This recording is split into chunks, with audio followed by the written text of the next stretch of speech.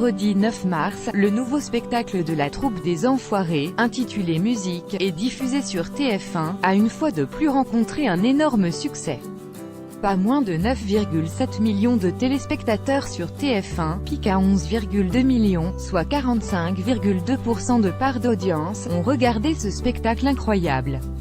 Un joli succès qui montre que les méchantes rumeurs concernant le programme n'ont pas eu de conséquences sur l'amour du public pour ce show.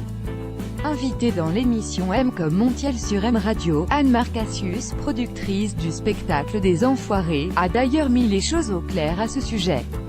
Enchantée par cette audience qui a été la meilleure de TF1 depuis le début de l'année, ainsi que par le début des ventes de l'album et des DVD des Enfoirés qui s'écoulent comme des petits pains, la femme de l'ombre a réagi aux commentaires de ceux qui disent que depuis le départ de Jean-Jacques Goldman, il y a des tensions au sein de la troupe. Ces spéculations sont dingues, on lit, ça et là, des choses fausses.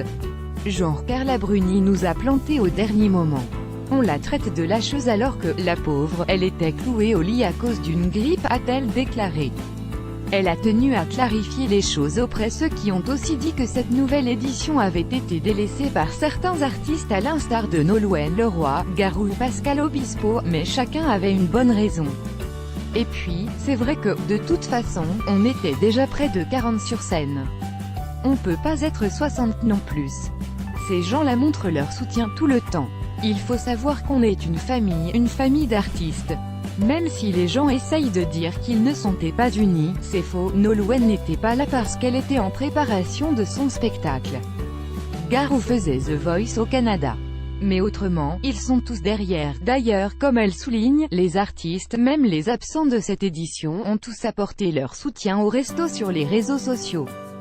Contrariée par ces mauvaises langues, Anne-Marc Cassius a enfin poussé un coup de gueule, le jour où, effectivement, il y aura des distensions, bah, peut-être que ça existera mais c'est pas aujourd'hui.